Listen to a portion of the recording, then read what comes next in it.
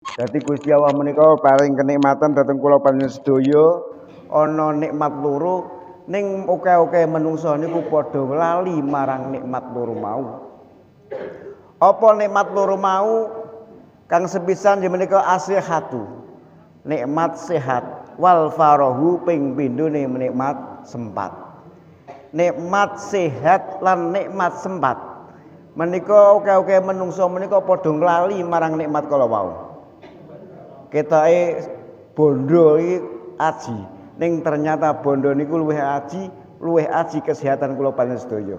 Nikmat sehat menika nikmat ingkang langkung utami ingkang kita rasakan saking Allah Subhanahu wa taala. Awake dhewe duwe dit akeh ning kok awake ora sehat ora iso ngrasake kenikmatan. Nggih napa mboten? Duwe dit akeh ning stroke ora iso nggunakake duwite. Nggih napa mboten? Awake dhewe nikmat sehat niku nikmat ingkang paling utami. Jenengan ning awake diparingi sehat dening Allah Subhanahu wa taala. Mangan nggo sambel teri entek akeh. Nggih mboten. Ning nek jenengan niku ora diparingi kenikmatan sehat awake. Jenengan dicepaki daharan, dicepaki sate, dicepaki guli. Ning jenengan oleh Gusti Allah paringi ujian sithik mawon. Paringi lara untu umpamane. Niku wis iso ngrasakake nikmat. Nggih napa mboten? Jenengan duwe bojo ayu moblong-moblong, ning sewengi ming ayang-ayangen wae. Ya ora iso nggunakake kenikmatan kala wau. Mula kenikmatanipun Allah ingkang kita rasakan, kita tampi kita rasaken langkung utami inggih menika nikmat sehat. Kaping kalih inggih menika nikmat sempat. Kula panjenengan dipun paringi kenikmatan, kesehatan. Tanpa kesehatan kula panjenengan mboten mungkin waget sareng-sareng jamaah salat subuh teng mriki.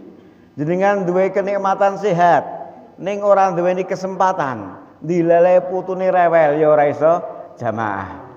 Mula kita monggo sareng-sareng kenikmatan sehat lan kenikmatan kesempatan menika kita gunakaken ingkang saestunipun. Khususipun wonten ing wulan Ramadan menika awake dhewe iso nggunakake kenikmatan sehat terus sempat niku damel ngata-ngataken ibadah wonten ing wulan Ramadan menika. Kita sedaya kersa thalabul ilmi ing dalem wulan Ramadan. Awal Kanjeng Nabi Muhammad sallallahu alaihi wasallam sampun dawuh, "Man hadara fi majlisil ilmi fi Ramadhana katabahu bi kulli qadamin ibadatu sanatin." Jenengan kersa hadir wonten ing majelis ilmu, majelis pengaosan ing dalem wulan Ramadan, setiap sak jangkah niku direken nggih menika ngibadah setahun. Niku nggih mung sak jangkah. Niku sedaya antara jamaah ngeten iki sing paling adoh nggih kula jangkahe. Niku setiap jangkah direken ngibadah setahun. Wonten ing wulan Ramadan menika kanthi kesempatan kula panjenengan waget sareng-sareng nggih menika thalabul ilmi sehingga kula panjenengan ngertos tentang babagan agama, ngertos carane ngibadah sing bener, ngerti salat lan rukune salat, iso ngerti ganjaranipun poso, ganjaranipun ibadah wonten ing wulan Ramadan menika kanthi barokahipun kula panjenengan dipun paringi kesehatan lan kenikmatan waget nggih menika thalabul ilmi wonten ing wulan Ramadan. Sebab magayutan kalian siam. Siam menika ana wong mau oleh ora poso ning dheweke wajib nyarutang. Ning ana wong mau kena ora poso ning dheweke menika wajib bayar fidyah.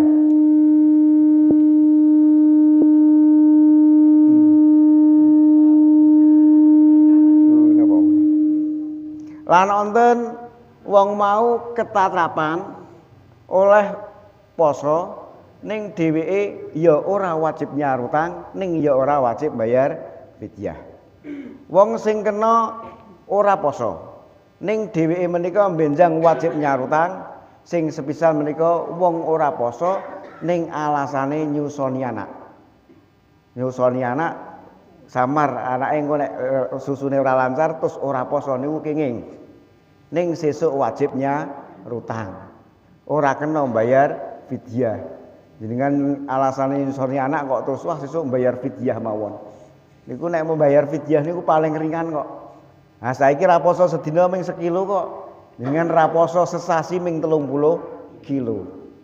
Mula wong sehat awake dhewe niku diparingi ujian sing awake dhewe ketatapan bayar fidyah niku ming wong lara. Lara pikun, wis pikun ya tenanan. Kira-kira nek pamane wong lara mau nek waras ra iso nglakoni poso niku ketatapan jeneng menika bayar fidyah. Nek kaping kalihipun wong sing ra kena ora poso ning wong ora poso mau benjang wajib nyarutang. Ya menika wong lara atawa wong musafir dengan lelungan atawa dengan lara sing menangke lara mau kena ora poso dengan angsal. Ning ya ana wong mau posone batal ning dheweke niku wajib nyarutang ning ya dheweke niku kena denda. Wis kon nyarutang ijeh kena denda. Napa niku? Niku khususe tiyang kakung. Niku nek tiyang kakung niku nek wanci awan aja nglebokke apa-apa nunggun wong wedok. Nek jenengan nglakoni niku jenengan ketatrapan kon poso 2 sasi berurut-urut. Nek ora kuat jenengan ketatrapan jeneng menika sedekah maring 60 wong fakir. Niku nek jenengan kumpul marang bojone ing wanci awan. Terus nek dalu pripun? Nah, wonten setunggalipun hikayah bilih wonten setunggalipun sahabat mengatur dhateng Kanjeng Nabi, "Duh Rasulullah, kula niku nganten anyar, kula nek kumpul karo bojo niku kula ora kuat." Terus Gusti pripun Kanjeng Nabi, "Nek kula menika kumpul." Nuli Allah Subhanahu wa taala paling ayat, "Uhilla lakum lailatas syamir rafasu ila nisaikum." Kowe kabeh dihalalake ngumpul ana bojone ing dalem malam poso. Nek awan niku dosa batal posone ketatrapan nggih menika nyarutang 2 sasi berurut-urut. Nek ora kuat menika bayar atawa sedekah wong 60 wong miskin. Ning nek bengi mboten napa-napa. Terus umpama jenengan kumpul bengi ning wulan Siam. Dilelek kok umpamane selak imsak. Nah niku terus kepripun? Niku nek ndang dicopot mboten napa-napa. Ning kok malah dijeruk-jerukke. Lah niku ndadekake batal. Mula pentingipun kula panjenengan sedaya wonten ing wulan Ramadan menika ngreksa saking perkara sing perkara mau bisa ndadekake batale poso lan ugi iso ndadekake menika batal ganjaranipun poso. Mula kesempatan kula panjenengan sedaya kita gesang wonten ing alam donya menika dipun paringi kesempatan. Lan ugi dipun paringi kesehatan lan kesempatan menika kita ginakaken ingkang sak mesti-mestinipun. Kanjeng Nabi Muhammad sallallahu alaihi wasallam dawuh, "Ihtanim khamsan qabla khamsin." Gunakno wektu limamu sadurunge ketekanan wektu limamu. Hayataka qabla mautik. Gunakno wektu uripmu sadurunge kula panjenengan menika ketiban ya matinipun. Sadurunge kita sedaya katekanan mati. Sebab kita sedaya gesang wonten ing alam donya, Allah mboten nyiptakaken panggesangan ingkang abadi, kullu nafsin dha'iqatul maut, sedaya awak-awan menika bakal ngicipi pati. Lan kita sedaya sak sampunipun pejah, tentunipun kula panjenengan sedaya benjan wonten ing akhirat badhe dipun suwuni pertanggungjawabipun punapa tingkah laku kula panjenengan sedaya wonten ing alam donya.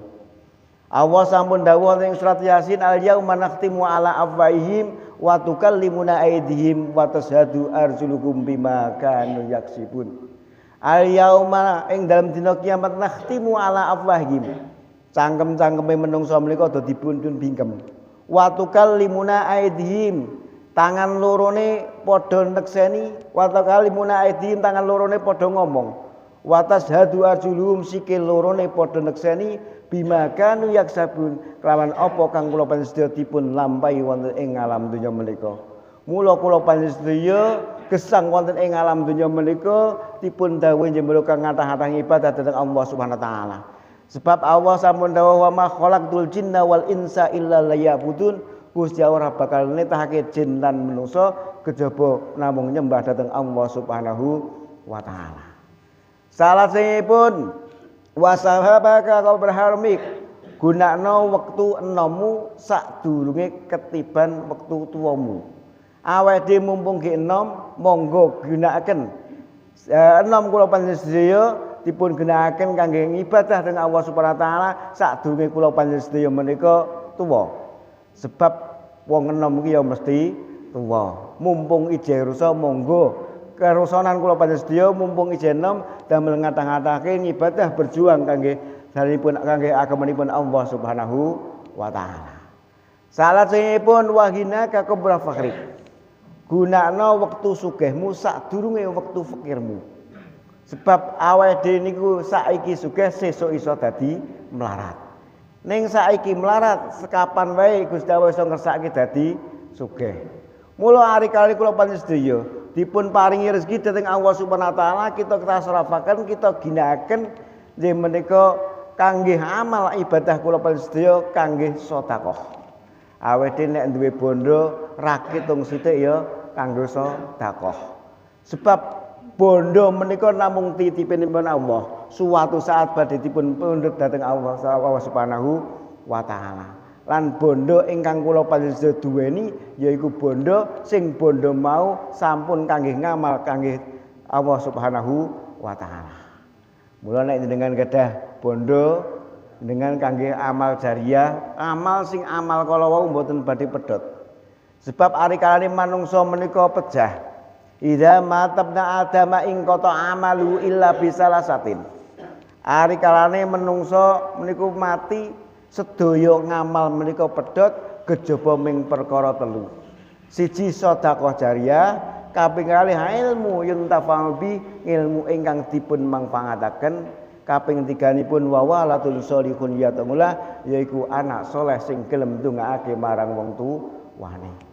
Amal tiga kala wau minangka amal ingkang boten badhe pedhot senajan to awake dhewe menika sampun pejah kula panjenengan sedaya tasih pikantuk nggih menika ganjaranipun ngamal kala wau. Misalipun jenengan ngamal hariah kangge nubasaken karpet. Selama karpet masjid niki dipun anggem jenengan ganjaranipun nggih menika mili. Niku jenengan nggih menika sedekah atau amal jariah. Ning paling susah niku nek jenengan niku wakaf. Wakaf niku sing paling rekoso takmiri ling reksa. Misalipun jenengan gadah rezeki terus nukokke karpet. Niki Pak, kula tak wakaf karpet kangge masjid. Sing jenenge bondo wakaf niku tetep kudu teng masjid. Senajan to karpete wis bodol ra kena dienggo tetep ijeh kudu nang masjid. Apa meneh kok jenengan nonton Quran tulisan wakaf Al-Qur'an. Niku sing wakaf kepenak ning sing reksa sing rekoso niku sing reksa. Nek Qur'ane wis bodol-bodol ra kena waca harga pake jajal niku. Kowe kudu tetep nang masjid. Apa meneh jenengan wakaf? Wakaf barang. Misalipun jenengan wakaf gendeng kangge masjid atau wakaf lawang, wakaf kayu kangge masjid. Niku suatu saat masjidipun dipun rubah. Nilai sing mau gendeng diganti gafalum umpamipun. Terus gendeng kala wau timbang nganggur didol. Jolke keramik misalipun. Niku mboten kenging. Bondo wakaf niku ora kena didol senajan to kanggo kebutuhan masjid. Niku paling angel niku ngreksa bondo wakaf. Niku padha-padha jenengan entuk ganjaran, jenengan niate amal jariah mawon. Nek jenengan kok diniati muni wakaf, maka sing paling rekoso takmire ling ngreksa bondo wakaf kala wau. Kados ing Masjid Santren niku bondo sing kira bondo mau kok bondo wakaf. Niku termasuk kayu sak pitunggalé niku tasih teng masjid. Teng pinggir masjid mboten terus didol atau diganti mboten. Tetep barangnya tetep teng masjid. Kedah sing paling rekoso niku ling reksa nggih menika bondo wakaf. Salajengipun amal ingkang boten badhe pedhot senajan awake dhewe pun pejah kaping kalihipun nggih menika ilmu yuntafa'u bi, ilmu ingkang dipun manfaataken. Jenengan duwe ilmu sithik, ilmu kala wau dipun manfaataken. Isane ming Fatihah ya barahke Fatihah. Isane jenengan ming mulang Iqra ya mulang Iqra. Iso maca Quran diwulangke kanggo wong liya. Ari kalipun kula panjenengan sedaya amal ilmu kok ingkang dipun ngamalaken dhateng tiyang kita ingkang kita wulang, kita sedaya pikantuk nggih menika ganjaranipun kados ganjaranipun amal jariah kala wau tetep mili terus. Niku sing jenenge bondo jenengan didit 100.000 ditasarufke 10.000, diwehke wong 10.000 je 90.000. Ning nek ngilmu niku ditasarufke diwehke wong niku malah saya tambah. Jenengan isa maca Fatihah, Fatihah kala diwarahke wong liya ora malah lali ning malah saya lancar. Niku ilmu ingkang manfaat. Salajengipun wawalatun sholihun yatamullah. Ngamal ingkang boten badhe pedhot sing menika anak soleh sing gelem ndongaake marang wong tuwa lorone. Niku proses duwe anak soleh niku angel. Jenengan sing jenenge soleh niku napa? As-sholihu huwa qaimun kan hukukillah wa hukukil adamiyah. Sing diarani soleh yaiku wong sing wong mau apik marang Gusti Allah, apik hubunganipun marang Gusti Allah ning ya apik marang padha-padha menungso. Ora dumeh jenenge saleh niku kok terus pinter ngaji, mboten. Wonge pinter ngaji, sregep jamaah ning karo tangga ora tau takon, umpamane. Niku ya ora diarani saleh. Saleh niku apik karo Gusti Allah ning ya apik marang padha-padha menungso. Mula proses kula panjenengan sedaya kepengin duwe anak saleh niku angel. Jenengan kepengin duwe anak soleh, wong nggih subuhan wi ra tau. Lah niku anak menika nyuntuh dhateng tiyang sepuhipun. Padha jenengan kepengin duwe anak dibasani karo anak ning jenengan kok karo bojone ora gelem basa. Anak mau ora bakalan gelem basa karo jenengan. Kepengin anak mau bekti jenengan ning jenengan ro tiyang sepuhipun mboten bekti. Rangeh lamun anak kala wau badhe bekti. Sebab Kanjeng Nabi sampun dawuh birru abaakum tabirru abnaakum.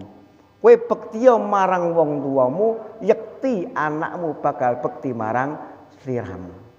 Bekti niku pripun? Sing jenenge bekti karo wong tuwa niku paling penak cah cilik kok. Cah cilik iki anggere dikongkon sekolah mangkat sekolah, kon dikongkon ngaji mangkat ngaji, kon tuku rokok mangkat, kon tuku bumbon mangkat, niku pun bekti. Niku kagwe lari. Ning kaduwe kula panjenengan sedaya sing pun keluarga niku abot. Jenengan dikongkon wong tuane kon ngeterke nang pasar, kon ngeterke belanja. Jenengan ora mung ngeterke tok ning ya mbayari. Nah, apa meneh kok jenengan kon ngeterke kok ijen njaluk upah. Lah, niku sing jenenge bekti wong tuwa niku abot ning pun keluarga. Ora kaya nek cah cilik dikongkon manut tok mboten. Nek wong cah cilik dikongkon manut men bekti. Ning kaduwe kula panjenengan sedaya sing pun omah-omah niku bekti niku ora mung yoh tok. Ngeterke ya mbayari. Ari kali kula panjenengan nggadahi kelonggaran rezeki nggih naring nafkah dhateng tiyang sepuh kala wau.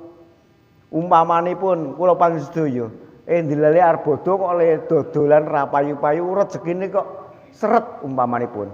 Kula panjenengan sedaya mang introspeksi kepipun kula panjenengan sedaya anggenipun bekti dhateng tiyang sepuhipun.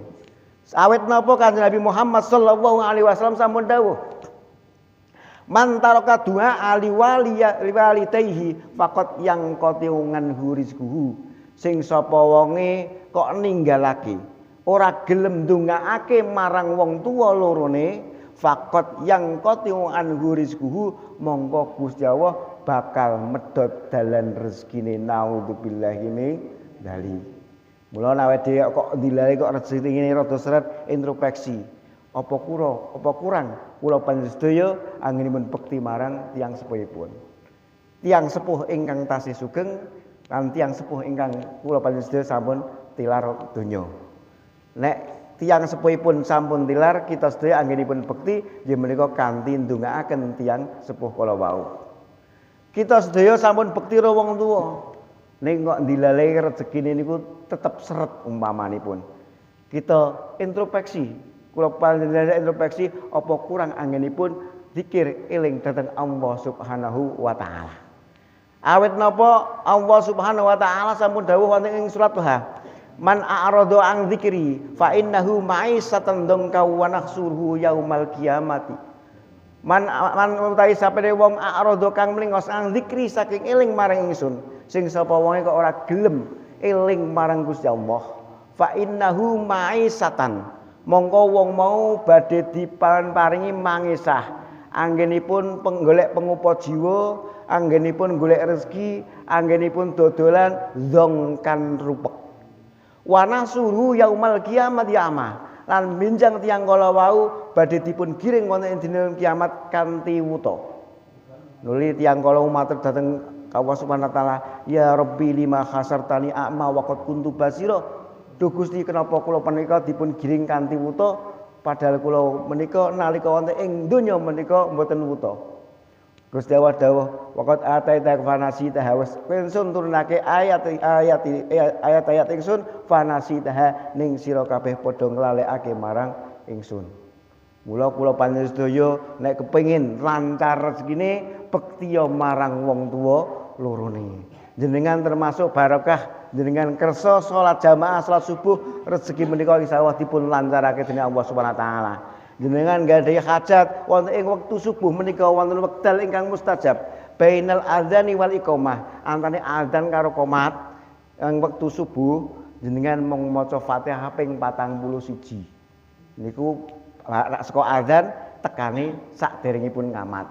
Niku bar maca Fatihah niku jenengan ndonga sak kersanipun jenengan insyaallah dipun ijabahi dening Allah Subhanahu wa taala. Apa meneh teng wulan Ramadan niku wulan ingkang mulya, wulan ingkang dipun mulyakaken dening Allah Subhanahu wa taala, awake ngamal niku rasanipun enteng.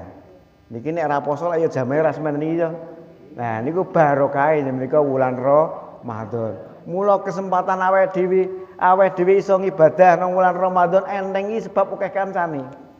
Jajal jenengan poso nang wulan Recep ngono ya rasane abot nggih.